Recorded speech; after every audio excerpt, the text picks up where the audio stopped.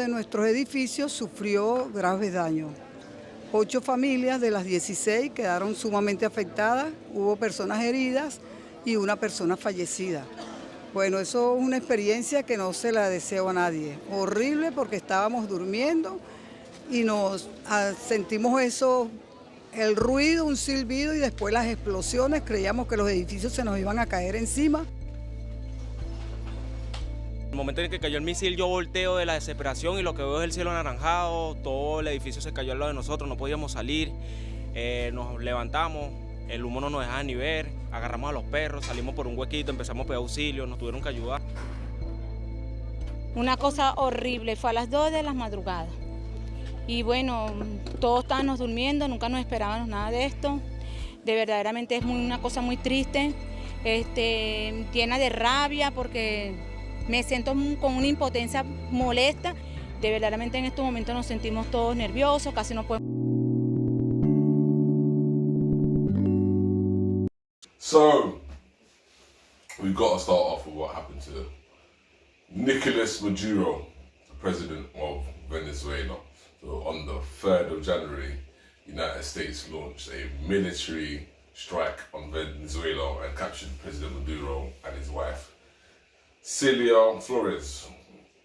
So the operation was called Operation Absolute Resolve, which began around 2 a.m. local time when explosions were observed.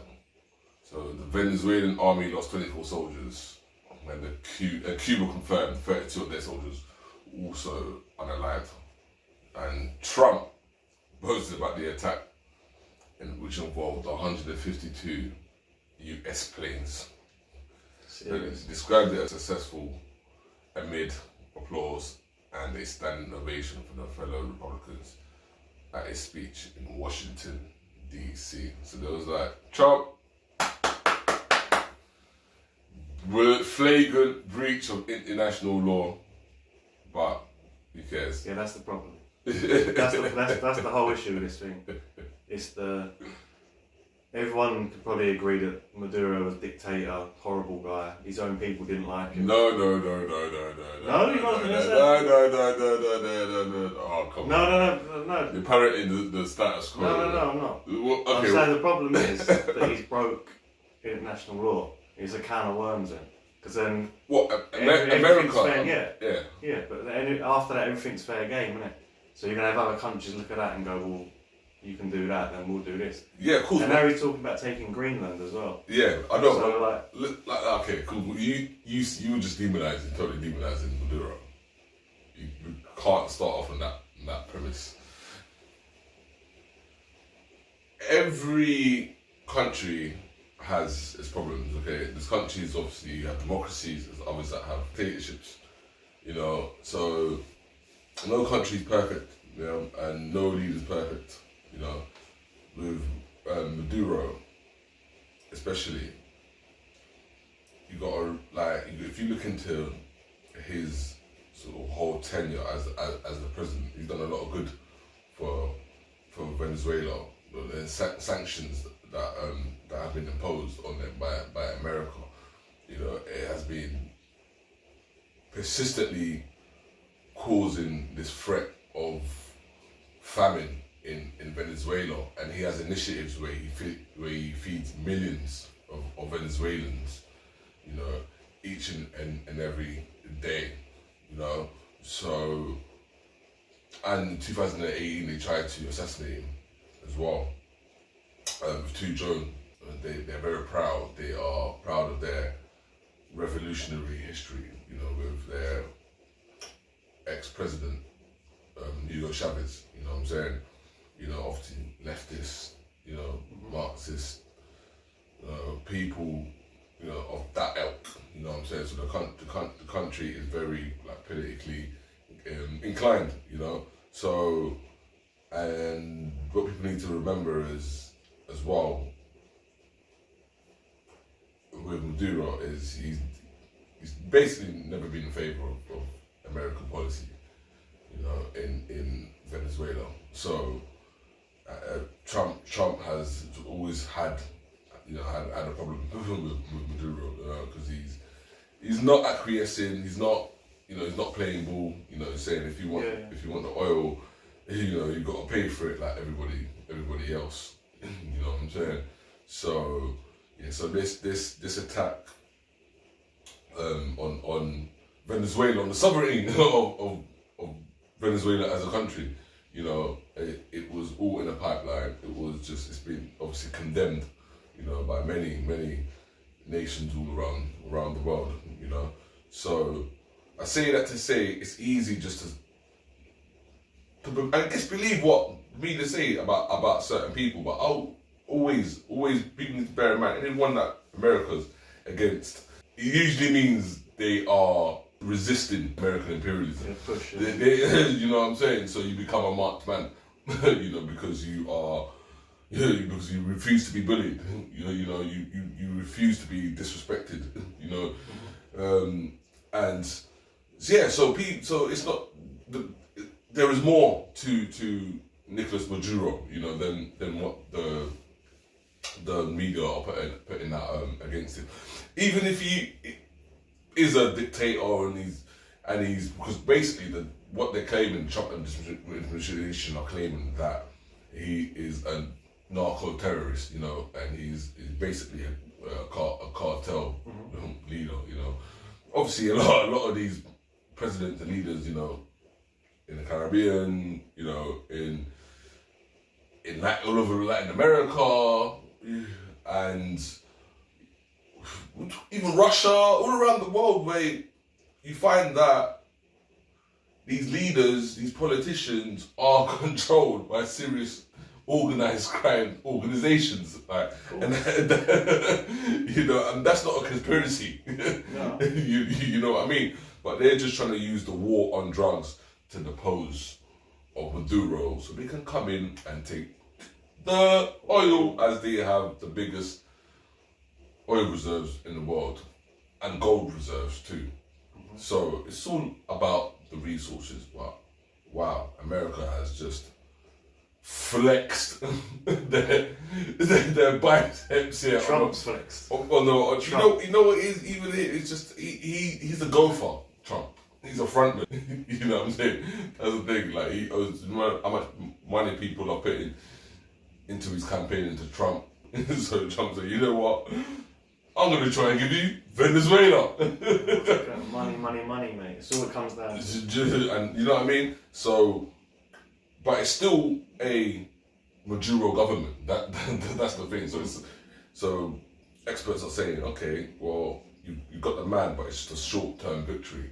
Yeah, someone else will come. It's still the same government. Yeah, someone else will come. So the interim president at the moment is saying she's declared that Maduro is still the president of Venezuela. So the snake will grow a new head. Right. So people who didn't like Maduro, the Venezuelans who didn't like Maduro now, what's happened is it's just basically now mobilizing all the Venezuelan people, to just come together and put their differences aside about Maduro and just unite, in solidarity against this imperialism, against American aggression. You know what I'm saying? So yes, obviously when you were saying, is this and that, Charlie, you got to slow down. I'm just saying what I see, man. I just see a lot of Venezuelan people celebrating. Do you know what I mean? So. Boy, maybe on your algorithm, but again, like I said, in every dictatorship, there's around people for and against. Exactly, different views. Yeah, exactly. You know what I'm saying? But it's all about getting to the facts. Why have they deposed him? Why have they gone to these lengths, to topple him? So yeah, you don't need to be a politician or an economist, to figure out why they've done what they've done, really and truly. This is what's funny. All these politicians are all on TV, using all these big words, like they're trying to bamboozle people, like they're doing this in the interest of global stability. No, we had to get Maduro, man. He's a tyrant. It's like, come on, man. Those people, like, people are not, like, you know what I mean? People are waking up more nowadays, man. All of that, it's just, that's to the birds now. That sort of rhetoric, you know. But what else can the mainstream media do, you know? And the hawks in America, you know. So war at any cost, you know. So these people just need to somehow, we need to find a way where we can send the children of these politicians to war. Front line, isn't it? Do you know what I mean? The first one to know. Somehow, because they love war so much. Yeah. They're so patriotic. Baron Trump's going to lead them out. You know what I mean? You know? So, bro, they done a movie, man. The Delta Force. What's that mercenary film? With like Sylvester Stallone in it. What's it called? Van Damme. What's it? Is it Expendables? Yeah, I was right. Yeah, Expendables. Yeah, obviously, how can I forget? Jason Statham. Obviously, he's in that as well. Oh my day, he just plays the same character over again, just kicking ass. You want it? Yeah. The most one-dimensional actor, like in acting history. The fact he used to be an Olympic diver, that makes it even funnier. He used to dive for Team GB. Is it? Yeah. Yeah, I heard it was a wheeler dealer. He had a full head of hair. Yeah. In Yarmouth, he was selling. I heard something about him. He used to sell fake perfume to people. Oh, you not heard about that? No. Yeah, that's where it's from. Jesus, they from. Yeah, that's Charlie. So what did you think when you heard about this invasion of Venezuela? The first thing that comes to my mind was it's the can of worms thing. It's just opened up anything now, because if you can break international law and do that, then you're going to have other leaders from around the world looking at it going, well, you just done that, so we'll step over the mark and we'll do this now because you want to get away with that, etc. And like I said, Trump as well, if he's got away with this, and they're celebrating it, the next is Greenland, and then when they get that, what's after that? Do you know what I mean? It's going to be a continuous cycle now of this happening. And Greenland, which is the thing that worries me. It's not like, I'm not too well informed on this, I'll be honest, disclaimer. Obviously I've heard about it, but the thing that worries me is it's just the wheel in motion now, so what's going to come next? Who's going to push the boundaries again and take it one step further, do you know what I mean? America. We talked about a drug caliphate in our backyard. You know, we had Venezuela, we have Cuba, we have Colombia in our backyard. And these three countries have been condemned ever since I've been in politics. Joe Biden put a $25 billion bounty on Maduro's head. Chris Smith, today he got inaugurated, said, I hope Trump will hold Maduro's feet to the fire. You did. So what has he done? He's going to clear our backyard of a drug caliphate, countries run by narco-terrorist dictators who murder, rape, send drugs into our country to kill thousands of our citizens. To my Democratic friends, you should be celebrating this. When bin Laden went down, I was the first to applaud President Obama. This was one of the most sophisticated military operations in the history of the country. What they were able to do was amazing. They knew we were coming. We had a good part of the Navy, and they were able to capture this man alive. No military in the world could have done it. And as to this commander-in-chief, he did something people talked about doing. You just wait for Cuba. Cuba is a communist dictatorship that's killed priests and nuns. They've preyed on their own people. Their days are numbered.